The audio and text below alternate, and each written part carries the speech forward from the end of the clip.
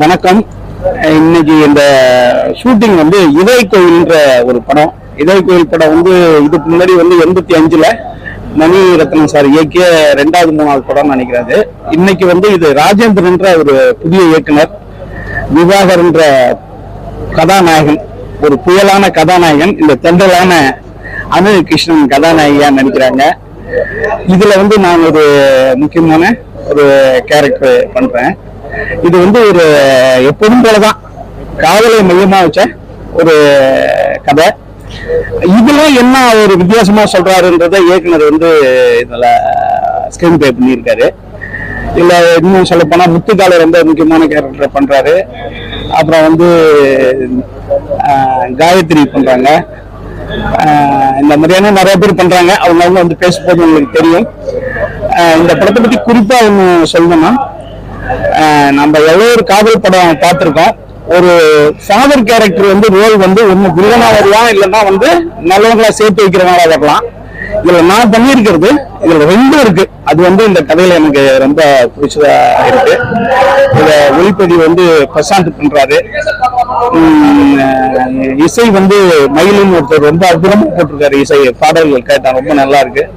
இந்த படம் மாபெரும் வெற்றியடைய வாழ்த்துக்கிறேன். இதுல பொண்ணு பண்ற கலைஞர்கள் மற்றும் இதுல இருக்கிற தொழில்நுட்ப கலைஞருக்கும் என்னுடைய அன்பான வாழ்த்துக்கள். நன்றி, வணக்கம். இந்த படம் வந்து இதய கோயில் பேரே வந்து சும்மா சிந்தி இழுக்கும். இந்த படத்துடைய இயக்குனர் விஜய ராஜேந்திரன் சார். இந்த படத்துடைய கதை வந்து காதலர்களை பற்றிய ஒரு கதை.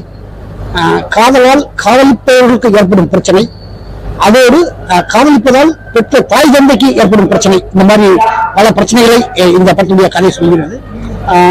இந்த படத்துல நிறைய நடிகர்கள், சீனியர்கள் நிறைய நடிச்சிருக்கிறாங்க. இதுல நான் வந்து சார் சுப்பிரமணிய சுவாஸ் அவர் நடிக்கிறேன்.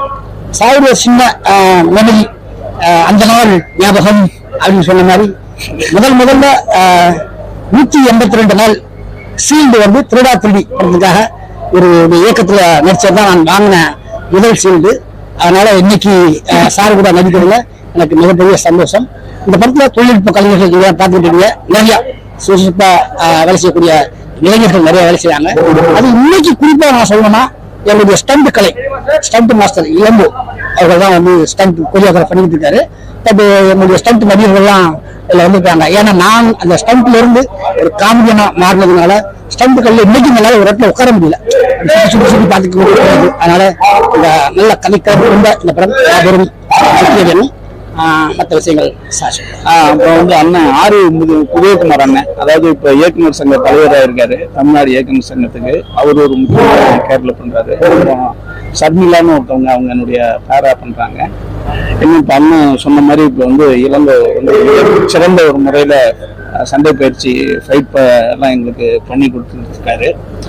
அப்புறம் இதனுடைய பிஆர் கார்த்திக் வந்து எப்போதும் போல எல்லாத்தையும் அரவணைச்சு இந்த உங்களை எல்லாத்தையும் கொண்டு வந்து சேர்ந்தது கார்த்திக் தான். அவனுக்கும் என்னுடைய நன்றி. எப்படி வந்து இதய கோயில் படத்துல பாடல் அவங்க இதயம் ஒரு கோயில்னு அதுதான் ஃபர்ஸ்ட் எழுதினாரு. மாபெரும் வெற்றி அடைஞ்சது. அந்த படமும் மிகப்பெரிய வெற்றி மனிஷா இருக்கு. இந்த படமும் மாபெரும் வெற்றி அடையணும். நன்றி, வணக்கம். வந்து ஒரு மாறுபட்ட திரைப்படமா இருக்கும். ஏன்னா இந்த சமுதாயத்துல பாத்தீங்கன்னா லவ்ல உண்மையான லவ்வுக்கு ஒரு இடமே இல்லை அப்படின்ற சம்பவங்கள்லாம் நிறைய பார்த்துருக்கோம். அப்படி சம்பவம்னா அவங்க சாகரிச்சு பெற்றோர்கள் திரும்ப ஒவ்வொரு நாளும் வீட்டுல அந்த குழந்தைங்க நடமானது போனதை பார்க்கும்போது அந்த இதய வருத்தம் படும். அந்த மாதிரி இந்த திரைப்படத்துல இல்லாம ஒரு திரைப்படத்தை ஒரு வெற்றி திரைப்படமா இந்த மாதிரி சமூகங்கள் இல்லாம நல்ல காதலர்களுக்கு வாய்ப்பு கொடுக்கணும்ன்றதுதான் இந்த படத்தினுடைய கதை. இதய கோயில் படம் ஏற்கனவே வந்துருக்கு சார், மோர் நடிச்சிருக்காங்க, சரிங்களா? அந்த டைட்டில் உங்களுக்கு எப்படி கிடைச்சது? என் படத்தினுடைய டைட்டிலுக்கும் அவங்க டைட்டிலும் நிறைய வித்தியாசம். அந்த படத்துல பாத்தீங்கன்னா இதய கோயில் பார்த்தீங்கன்னா லவ் சேர்த்துக்க மாட்டாங்க. இந்த படத்துல நான் புதுமையா ஒன்று சொல்ல போறேன். அந்த டைட்டில் தான் சொல்ல வரேன். புதுமையா சொல்லும் பொழுது இந்த படம் திரைப்படம் வெளிவரும்போது உங்களுக்கு அந்த திரைப்படத்தை நாளைக்கு விமர்சனம் பண்ணும்போது எனக்கு கேட்பீங்க. இப்ப டைட்டில் பிரச்சனை நிறைய வருது சார். என் கதையை திருடிட்டாங்க, என்னோட டைட்டில் அவங்க எடுத்துட்டாங்கன்னு நீங்க கஷ்டப்பட்டு டைட்டில் வச்சிருக்கீங்க. கடைசி நேரத்துல வந்து சென்சார்லயே அது பிரச்சனை வரும்போது அது எப்படி ஹேண்டில் பண்ண போறீங்கன்னா கேக்குது. ஒரு படம் வந்து 15 வருஷம் ஆயிடுச்சுன்னா டைட்டில் ரினியூல் பண்ணலன்னா அந்த டைட்டில் யாருன்னா வச்சுக்கோம். ரெண்டாவது இதய கோயில் அதுல வந்து இதய கோவில், இது இதய கோயில் அதுன்ட்டு ஒரு வேர்ட் மாறும் கண்டிப்பா. ஆமா, அதனால வந்து பிரச்சனை வராது. எல்லாமே தெரிஞ்சாதான் பண்ணி வச்சு. பெரிய படங்களுக்கு தேட்டர் கொடுக்கறதுக்கு சில பெரிய அதாவது பரிச்சயமா முகமது இல்லாம தான் தேட்டர் கிடைக்குது. நீங்க எந்த தைரியத்துல எடுக்கிறீங்க? நிறைய பேர் ப்ரொடியூசர்லாம் வந்து அழுகுற ஸ்டேஜ் லேப்ல வந்து அழுகுறாங்க. ஆடியோ லான்ச் பண்ணிட்டு என் படத்தை வந்து தேட்டர்ல ஒரு கடையில மீன் வாங்க போறோம். நல்ல மீனுக்கும் ஃப்ரெஷ்ஷா வர மீனுக்கும் நிறைய வித்தியாசம் இருக்கு. அந்த மாதிரி இந்த திரைப்படத்துல சொல்ல போற கதை வந்து வித்தியாசமா இருக்கும். கண்டிப்பா மக்களுடைய சென்று அடையும். அதனால நான் தைரியமா இந்த படத்தை எடுத்துட்டு இருக்கேன். கண்டிப்பா எல்லா தேட்டரையும் இந்த படம் மற்ற லாங்குவேஜ்லயும் நான் ரிலீஸ் பண்ணுவேன். இப்ப வந்து தைரியப்படலாம் நல்ல மக்கள் ரீச் ஆயிடுச்சு. ஆனா தேட்டர் கிடைக்கல. ஏன்னா மச்சுமல் பாய்ஸ் படம் வந்தது, பிரேமலு படம் எல்லாம் வந்தது. அது வந்து மலையாளத்துல உள்ள வந்த உடனே நம்ம தமிழ் படத்தை எல்லாத்தையும் ஒன்னும் இல்லாம ஆகிடுச்சு. இதுல வந்து நம்ம என்னதான் கஷ்டப்பட்டு எடுத்தாலும் நமக்கு தேட்டர் கிடைக்க மாட்டேங்குது ஒரு விஷயம் இருக்கு. அதுக்கு எப்படி பாக்குறீங்க? கண்டிப்பா இந்த படம் எல்லா தேட்டருக்கு வரும், அந்த நம்பிக்கை எனக்கு இருக்கு. ஏன்னா அந்த திரைப்படம் வித்தியாசமான ஒரு கதையை சொல்லப்படுறது. அதனால கண்டிப்பா அதை டிஸ்ட்ரிபியூட்டர் வாழ்வாங்க. அதனால எந்த மாற்றமும் கிடையாது.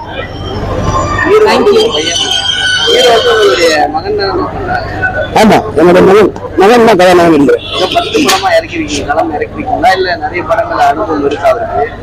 அவருக்கு தான் கஷ்டப்படும். அவர் எந்த படமும் அவரு நான் வந்து படத்தில் நடிச்சுதான் வந்தேன்.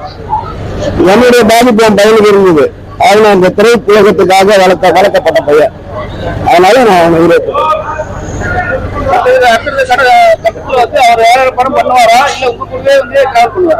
வேற வேற படம் பண்ணுவாராங்கிறது ஒரு அப்பான்றது வந்து அவங்க வந்து கேரக்டர் எந்த கதையா இருந்தாலும் அவரே கேட்டு பிறகுதான் பையன் சொல்ல வராங்க. அந்த வார்த்தைக்காக நான் கேட்கிறேன். அந்த மாதிரிதான் நான் அப்பா போயெல்லாம் நடந்துக்கல. எல்லாருமே ஒர்க் பண்றதுதான் தெரியும். அந்த இடத்துல என்னதான் அது வேலை வாங்குற விஷயம் எதுவா இருந்தாலும் அதர் மனுஷனா தான் நான் பாக்குறேன். லவ் சீன் வந்து விஜய் அவங்க அப்பா வந்து ஃபர்ஸ்ட் மனோகான அறிவுப்படுத்தி வந்தாரு. லவ் சீன் தான் எடுக்கும் போது விஜய் அப்பா வெளியில போயிடுவாரு. அவங்க மாமா தான் ஹேண்டில் பண்ணாரு. நீங்க நான் அந்த மாதிரிலாம் இல்லையே. அதான் ஃபர்ஸ்டே சொல்லிட்டேன். அவரை ஒரு நடிகனா பாக்குறேன், நான் ஒரு இயக்குனரா இருக்கேன். எனக்கு தகுந்த கிடைக்கிற வரை எடுத்து சாங் கூட பண்ணிட்டு இருந்தேன். ரொமான்ஸ் சீன் எப்படி? ஆமா, நல்லா பக்கத்துல இருந்தேன். எடுக்கும்போது செல்வி மாஸ்டர் தான் பண்ணாங்க. படத்துல கிஸ் சீன் அந்த மாதிரி ஆமா எல்லாமே இருந்துச்சு. எத்தனை ஒன் மோர் கேட்டாரா இல்ல டைரக்ட் ஒரே டேக்கா? இல்ல ஒன் மோர் எந்த ஆர்டிஸ்ட் போகாம இருப்பாங்க. யாருக்கு தெரியாது அனுபவம். நான் முட்டை கொடுக்கும்போது ரொம்ப நிறைய முட்டை கொடுக்கும்போது ரொமான்ஸ்ல கொஞ்சம் கண்டிப்பா வந்து கூச்சப்படுவாங்க. ஒரு விஷயம் நடக்கும். சரிங்களா? அதுக்காக கேக்குறாங்க. அந்த மாதிரி விஷயம் நம்ம கதாநாயகன் பண்ணல. அப்பாதான் நினைக்கிறாரு, இயக்குனராக தான் நினைச்சு. இந்த படத்துல வந்து உங்களோட கேரக்டர் என்ன? இந்த கேரக்டர்ல நான் ஒரு நெகட்டிவ் ஷேட்ல பண்ணிட்டு இருக்கேன். எல்லா கேள்வியும் நீங்களே பதில் சொல்லிட்டீங்களா? சரி, நான் வந்து நெகட்டிவ் ஷேட்ல பண்ணிட்டு இருக்கேன்.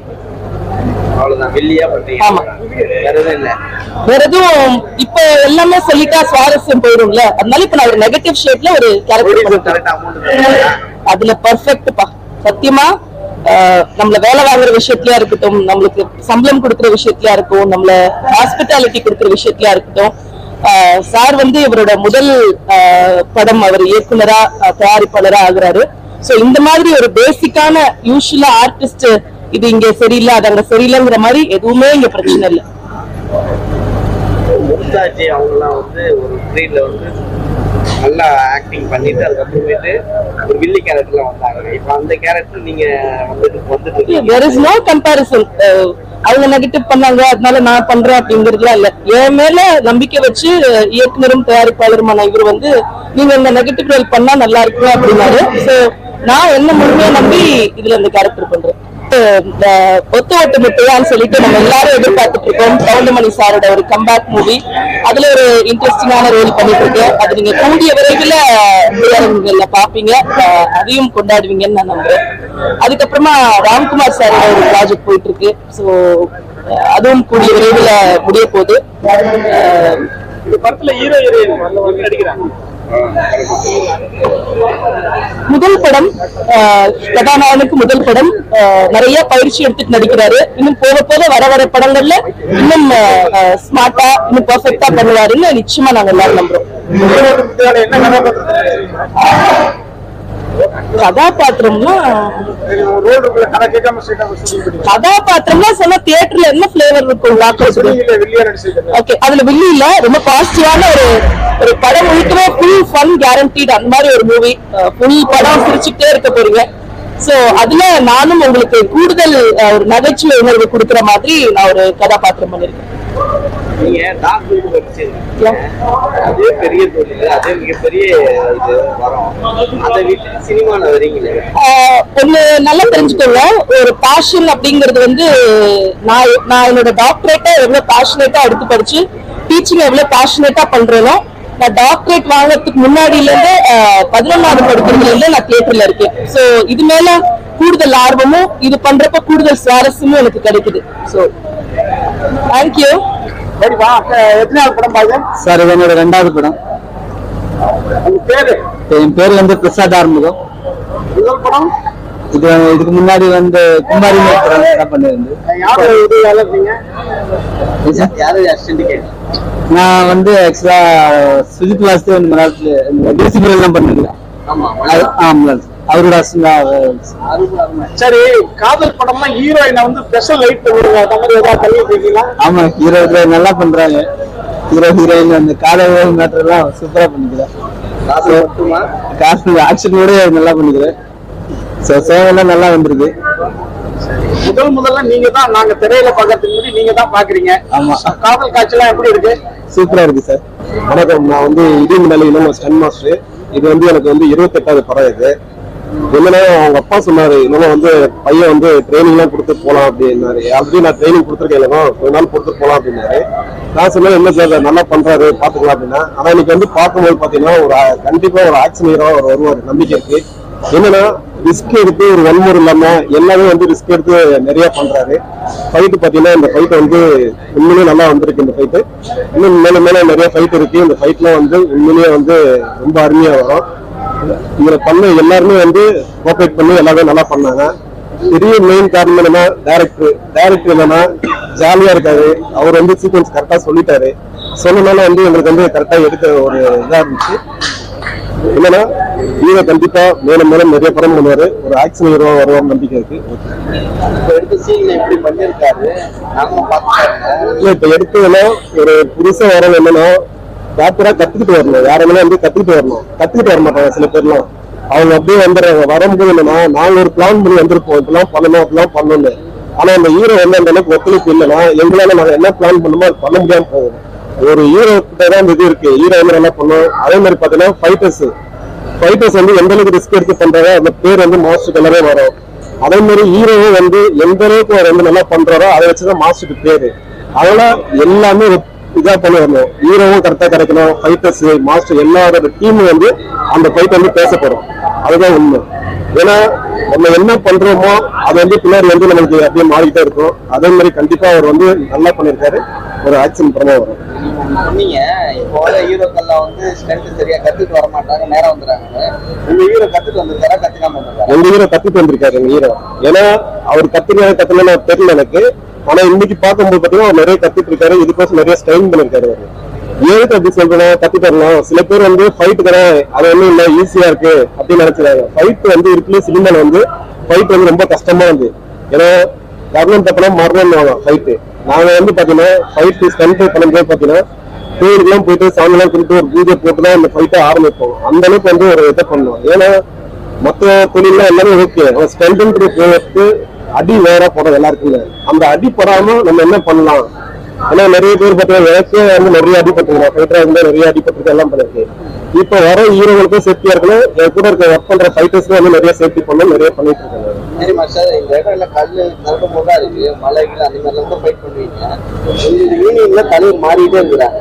யாருக்கும் இன்சூரன்ஸ் இது வரைக்கும் போட்டுருக்காங்களா எல்லாருக்கும் உங்க ஆளுங்களுக்கு? இல்ல, அவங்க என்னன்னா இன்சூரன்ஸ் ஏன் போட மாட்டாங்கன்னா, நீங்க வந்து தெரிஞ்சு பண்றீங்க.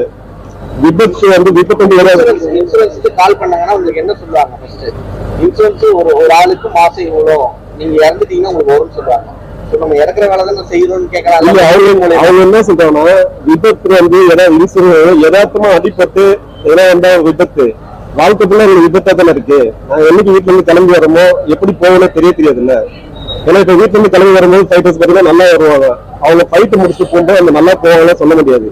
ஏன்னா எதுனா ஒரு இது வந்து ரிஸ்கான தொழில், இது எதுனா ஒண்ணு அடிபட்டு போவோம், எவ்வளவு அடிபட்டுருக்காங்க ஃபைட்டர்ஸ் பாத்தீங்கன்னா எவ்வளவு பேர் கோமா ஸ்டேஜ் எல்லாம் போயிருக்காங்க, நிறைய பேர் இறந்து போயிருக்காங்க. எல்லாம் இந்த தொழில் அப்படிதான். ஏன்னா வீட்டுல இருக்கவங்க பயப்பதான் செய்வாங்க எல்லாருக்குமே. எங்களுக்கு வந்து ஸ்டண்ட்மேன் பொறுத்த வரைக்கும் என்னன்னா பயமே இருக்காது. அந்த சாப்பிட்டு ஓகே ஆச்சா, அடிப்பட்டு ரத்தம் கீழே ஊற்றும், அப்ப கூட நாங்க கண்டுக்க மாட்டோம். மாஸ்டர்கிட்ட வந்து ஓகே சாப்பிட்டு ஓகே சார்னு சொல்லிட்டு கேட்டு பண்ணும். அதே மாதிரிதான் ஃபைட்டர்ஸ் வந்து அவ்வளவு ரிஸ்க் எடுப்பாங்க. ரிஸ்க் எடுத்து நிறைய பண்ற காரணமே அவ்வளவுதான். கவர்மெண்ட் நிறைய சலுகை கொடுக்கும். யூனியன் மூலமா போய் இதை பத்தி பேசி கவர்மெண்ட் சைட்ல இருந்து ஒரு அமௌண்ட் உங்க எல்லாருக்கும் போடலாங்க. அந்த மாதிரி தலைவர்கள் மாறிட்டே இருந்தாங்க. இப்ப புதுசா ஒரு தலைவர் கோரிக்கை வச்சிருப்பாங்கல்ல, நீங்க இறக்கி கேட்கலாம். இல்ல நிறைய யூனியனை பொறுத்த வரைக்கும் தலைவர் மாறினாலும் அந்த இது வந்து கேட்கதான் செய்யறாங்க. கேட்க செய்யும்போது வந்து கரெக்டா யாரும் பண்றது இல்லை. ஏன்னா அவங்க என்ன பண்ணதில்ல, ஸ்டெண்டிங் என்ன பண்ணணும், அது யாரும் பண்ண மாட்டாங்கல்ல. ஏன்னா முன்னாடி நடிகர்களா இருக்காங்க நிறைய பேர்லாம் பாத்தீங்கன்னா ஸ்டண்ட் எல்லாம் முடிஞ்சோன்னா நிறைய பேர் ஹெல்ப் பண்ணுவாங்க. ஃபைட்டர்ஸ் எல்லாம் நிறைய ஹெல்ப் பண்ணுவாங்க, பண்ணுவாங்க, நிறைய விஷயங்கள்லாம் பண்ணுவாங்க. அவங்க ஆல்ரெடி வந்து பண்ணிட்டே இருக்காங்க. அந்த மாதிரி அந்த நேரத்துல அடிபட்டுச்சா, இப்ப எனக்கு ஏன்னா ஒண்ணு ஆச்சுன்னா ஃபைட்டர்ஸ்க்கு ஒண்ணு அந்த ஹீரோ வந்து என்னாச்சு ஏதாச்சு செலவு நான் ஏத்துக்கலாம் சில பேர்லாம் பண்றாங்க. இது மாதிரி ரிஸ்க் வந்து லைஃப்ல வந்து நிறைய வந்துட்டு தான் இருக்கும். ஏன்னா ரிஸ்க் தான் வாழ்க்கை எங்களுக்கு, அதை பயப்பட மாட்டோம். அந்த சாப்பிட்டு முடிஞ்சு அந்த சாப்பிட்டு நல்லா இருந்த பிறகு எங்களுக்கு ஒரு திருப்தி ஆகும். இல்லைன்னா ஒன் மோர் பண்ணிட்டே இருக்கும். எல்லாருக்கும் வணக்கம். என் பேர் அனுகிருஷ்ணா. நான் இதே கோவில் படத்துல ஹீரோயினா பண்றேன். எனக்கு இந்த படத்தை நடிக்க வாய்ப்பு கொடுத்ததுக்காக என்னோட director and producer and Karthik அண்ணாக்கும் தேங்க்ஸ் சொல்லிக்கிறேன். அண்ட் என்னோட கேரக்டர் வந்து காலேஜ் கோயிங் கேர்ள் கேரக்டர். ரொம்ப ஒரு சாஃப்டான ஒரு நேச்சர், அந்த மாதிரி ஒரு பொண்ணு. ஸோ அவ்வளவுதான், வேற ஏதாவது கேட்கணும்? படம் பேரு இதய கோவில். உங்க இதய கோவில் யாரு நினைச்சிட்டு இருக்கீங்க? உண்மையுமே யாராவது கோவில் உள்ள இருக்காங்களா கருவறையில? இல்ல அப்படியேதான் இருக்கா? யார வேணாலும் சொல்லலாம்ல. என் அம்மா இருக்காங்க. மேரேஜுக்கு முன்னாடி அம்மா இருக்காங்க. மேரேஜுக்கு முன்னாடியேவா? எனக்கு மேரேஜ் ஆகலைங்க இன்னும். அதான் இப்போ ஆக்டிங் எல்லாம் போயிட்டு இருக்கீங்க. இப்போ நாங்களும் மேரேஜுக்கு இப்பவும் சரி அப்பவும் சரி அம்மா தான் ஃபர்ஸ்ட். அப்ப இதே கோயில்ல வேற யாரும் இல்ல? இல்ல இப்போதைக்கு இருக்கு, அம்மா தான் இருக்கு. போடலாம் தான் சொல்லாதீங்க. ஏன் சார்? நீங்க சொல்றதுதான் நாங்க சொல்றோம், வேற ஒண்ணும் இல்ல. எல்லாருக்கும் அம்மா தான் இருப்பாங்க. ரொமான்ஸ் எல்லாம் எப்படி பண்ணிருக்காரு? ஏன்னா அப்பா இருக்கிறாரு, அவரு கூட ஆண் அப்படின்றதால அப்பா தான் சார் சொல்லியே கொடுக்குறாருங்க. இப்படி பண்ணணும்டா, இப்படி பண்ண நானே பாக்குறேன். அவரு ரொமான்ஸ் பண்ணிட்டு அதுக்கப்புறம் பையன்கிட்ட சொல்றாரு, இல்ல அங்கிள் அங்க இருந்து இப்ப ஃபீல் கொண்டு வா அப்படின்றாரு. இல்ல முத்த காட்சியில எல்லாம் இல்ல, நார்மலா ஆக்ட் பண்ணும்போதே அந்த ஃபீல் கொண்டு வா, நேச்சுரலா பண்ணுன்னு அப்பா ரொம்ப கைட் பண்றாரு, ரொம்ப டேக் கேர் பண்றாரு. ஆமா, ஒவ்வொரு ஃப்ரேம்லயும் அங்கிள் அங்க இருந்து பாத்துட்டு இன்னும் கொஞ்சம் இப்படி பண்ணு அப்படி பண்ணுட்டு அவரு நல்லா கைட் பண்றாரு. சொன்னாலும் நிறைய டேக்லாம் வாங்கல, மேக்ஸிமம் நல்ல டேக். நீங்க சொல்றது பார்த்தா முத்த காட்சி இந்த ரொமான்ஸ் நிறைய டேக் எப்படி பண்ணுங்க? அப்படி இல்ல, ஆனா ரொமான்ஸ் சீன்ல கொஞ்சம் லைட்டா டேக். ஆனா ஃபைட் என்னமோ இவர்தான் பண்ணாரு, அடிப்பட்டது என்னமோ எனக்கு தான். இங்க பாருங்க, நான் ரொம்ப ரத்தம் நான் தான் செஞ்சிருக்கேன். அதே மாதிரி என் ஷூல நிறைய மெதி அந்த ஷூவை கொஞ்சம் பாருங்களேன், இப்படிப்பட்ட ஷூ நிறைய. கால் நான் செருப்பு போடாம ஆடுவேன், அவர் ஷூ போட்டுட்டு ஆடுவாரு. நிறைய மிதிச்சிருக்காரு என்ன. தளபதியோடைய தங்கச்சியா நடிச்சு கொஞ்ச நாள் கேப் விட்டீங்க, ட்ரை பண்ணல? தளபதி கூட ட்ரை பண்ணலன்னு இல்ல, ஹீரோயினா வந்துட்டீங்க. தளபதி தங்கச்சி பிரேம் இருக்கு, இப்ப திரும்ப ஹீரோயினா தளபதி கூட பண்றதுக்கான வாய்ப்பு வந்து பண்ணுவீங்களா? உங்களுக்கு இருக்கா, விருப்பம் இருக்கா? அஃப்கோர்ஸ் இருக்குங்க, அஃப்கோர்ஸ் இருக்கு. தளபதி பத்தி சொல்லவே வேண்டாம், இப்ப பாலிடிக்ஸ்ல வேற இறங்கி இருக்காரு. அதே மாதிரி ஒரு அறிக்கையும் விட்டுருக்காரு, அரசியல் வந்தா சினிமா விட்டுருவேன். அதுக்கே கேட்கும்போது ரொம்ப ஹர்ட்டா இருக்கு, ரொம்ப ரொம்ப கஷ்டமா இருக்கு. தளபதி ஃபேன், சிஸ்டரா வேற ஆக்ட் பண்ணிருக்கேன். ஸோ அது கேட்கும்போது எனக்கு ரொம்ப ஹர்ட்டா இருக்கு. நடிக்கும் போது உங்களுக்கு விஜய் உங்களுக்கு ஏதாவது புதுசா ஏதாவது சொல்லி கொடுத்துருக்காரா, இந்த மாதிரி பண்ணுமா அப்படி பண்ணுமா, சூஸ் பண்ணி பண்ணுமான்னு சொல்லியிருக்காரு. அதே மாதிரி நான் சொன்னேன், இந்த மாதிரி உங்க சின்ன வயசுல ஆக்ட் பண்ணிருக்கேன் சார், சின்ன வயசுல ஆக்ட் பண்ணிருக்கேன் சார் ஃப்ரெண்ட்ஸ் படத்துலன்னு சொன்னா, அந்த குழந்தையா அது அப்படின்னு சொன்னாரு. ஸோ நிறைய அட்வைஸ் பண்ணிருக்காரு. அந்த ஒரு எப்படி சொல்ல, அவனும் விஜய் சார் இப்படி உட்காந்துட்டு தான் பேசிட்டு இருந்தோம். ஸோ அது மறக்கவே முடியாது அந்த எக்ஸ்பீரியன்ஸ் என்னால.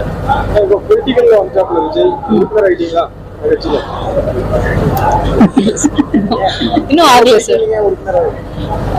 சார் என்னோட வேலை ஆக்டிங் நான் பண்ணிட்டு இருக்கேன். எனக்கு இன்னும் அந்த அளவுக்கு நாலேஜ் கிடையாது, எனக்கு பாலிடிக்ஸ் நாலேஜ் கிடையாது. சோ அண்ணா வந்திருக்காரு, ஓகே, அவரோட மூவிஸ்லயே நிறைய மெசேஜ் கொடுப்பாரு சொசைட்டிக்கு. சோ அவரு இறங்கி இருக்காரு போது எனக்கு ரொம்ப ஹாப்பி. அது அவரோட எப்படி சொல்றது, அவரோட விஷ். அது இதுல நான் எப்படின்னா என்னோட வேலை ஆக்ட் பண்ணிட்டு இருக்கேன். எனக்கு அந்த அளவுக்கு அந்த நாலேஜ், பொலிட்டிக்கல் நாலேஜ் கிடையாது. சார் ஃபேமிலியோட போய் பார்க்கலாம். ரொம்ப ஒரு எப்படி சொல்றது, நேச்சுரலான ஒரு சப்ஜெக்ட் இது. என்டர்டைன்மெண்ட்டுக்கும் பஞ்சம் இருக்காது. அதே மாதிரி சாங்ஸ் எல்லாம் நீங்க எப்படி சொல்றது, எதிர்பார்த்ததை விட டபுளா இருக்கும். இந்த இப்ப இருக்கிற ஜெனரேஷனுக்கு சாங்ஸ் பாத்தீங்கன்னா ரொம்ப டிஃப்ரெண்டா இருக்கும். 90s கிட்ஸோட சாங்ஸ் எல்லாம் இதுல நீங்க பாக்கலாம். கலர்ஃபுல்லா இருக்கும் சாங்ஸ்ல.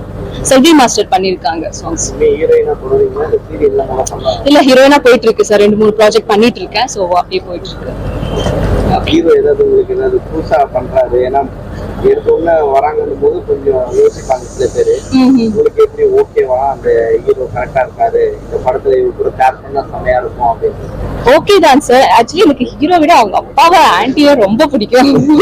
ஸ்பாட்லயே உட்காந்துட்டு இருப்பாங்க, மானிட்டர் முன்னாடி உட்காந்து கைட் பண்ணிட்டு இருப்பாங்க. ஆக்சுவலி ஹீரோ ரொம்ப ரொம்ப லக்கி இந்த மாதிரி பேரண்ட்ஸ் கிடைச்சதுக்கு. தேங்க்யூ. இதுக்கப்புறம் பத்திரிகையாளர் நீங்கள்லாம் பார்த்துன்னா இருந்தீங்க. இதுக்கப்புறம் மக்கள்லாம் பார்த்தா என்னால் எனக்கு முடிஞ்ச பெருசு நான் பண்ணுவேன். சரிப்பா, உங்க அப்பா ஃபர்ஸ்ட் படம் நடிக்கணும்னு சொன்னாரு. என்னெல்லாம் இதுக்கான ப்ராக்டிஸ் போயிருக்கேன். டான்ஸ் கிளாஸ் போனேன், கலாமா டான்ஸ் கிளாஸ் போனேன், அதுக்கப்புறம் ஃபைட் கிளாஸ் போனேன், ஆக்டிங் கிளாஸ் 10 வருஷம் அப்பாவே. இப்போ பிளட்டு தான் சின்னதுலேருந்து எங்கள் அப்பா எனக்கு யூஸ் பண்ணி தான் வந்தேன். அதுக்கேற்ற மாதிரி நானும் பெஸ்ட்டு கொடுத்துருவேன். நீங்கள் பண்ண ரொமான்ஸில் ஹீரோயின் லவ் வந்துருச்சா? ஹீரோயினுக்கா இப்போ தான் 2 சாங் போயிருக்கு. இன்னும் சீன்ஸ் எல்லாம் போக போக இம்ப்ரூவ்மெண்ட் ஆகிடும்.